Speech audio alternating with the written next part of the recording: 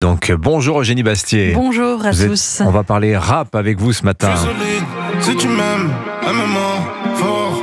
Tu veux le feat, je suis dans le club, tu parles trop. Voilà, celui qu'on entend c'est Werenoi. Le rappeur est décédé ce week-end à l'âge de 31 ans et son décès, Eugénie, a suscité sur les réseaux sociaux des réactions pour le moins curieuses, notamment de la part de jeunes musulmans. Oui, alors je vous le dis d'emblée, je ne connaissais pas ce rappeur avant d'avoir appris sa tragique disparition ce week-end.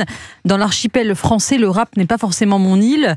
Je ne ferai pas, comme Olivier Faure, semblant d'être une fan de toujours en citant des paroles du chanteur à la tribune du Congrès des jeunes socialistes pour avoir l'air cool. En revanche, c'est vrai que j'ai été frappée par les réactions qu'a suscité la mort de cet artiste sur les réseaux sociaux. De très nombreux internautes ont appelé à cesser d'écouter sa musique et à la supprimer des plateformes.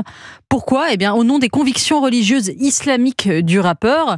Le meilleur hommage possible est de supprimer tous ces sons, dit un internaute. Un autre dit « Dans l'islam, si une personne écoute ses musiques pendant que l'artiste est mort, l'artiste continue de prendre des péchés. » Rap-Plume, média spécialisé dans l'actualité du rap, a publié ce message.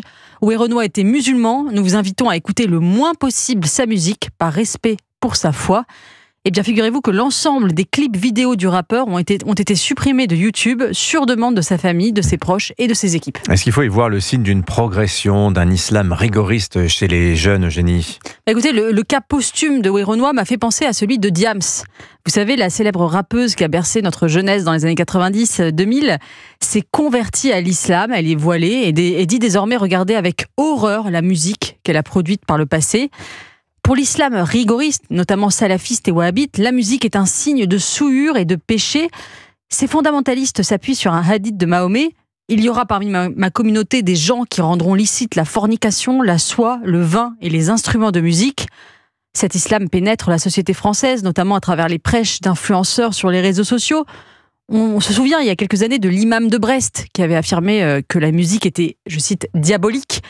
C'est le signe d'une radicalisation religieuse, mais aussi un marqueur identitaire et communautaire, un signalement vertueux pour montrer qu'on est un bon musulman sur les réseaux sociaux. Alors cette polémique, elle tombe au moment où l'on découvre un rapport sur l'entrisme des frères musulmans en France.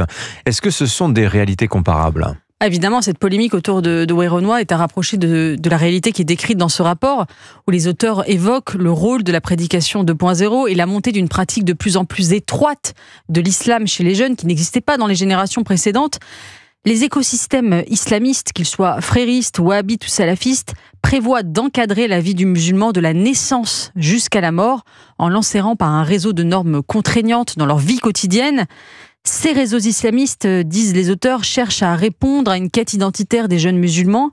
Cette rigorisation de la pratique religieuse passe par un nombre très élevé de jeunes filles qui portent la baya et l'augmentation massive et visible de petites filles portant le voile. Le bannissement de la musique perçue comme haram est évidemment un signal de plus. Alors ce rigorisme prospère évidemment sur l'inculture et l'acculturation. D'ailleurs, il prospère davantage en Europe que dans les pays musulmans eux-mêmes.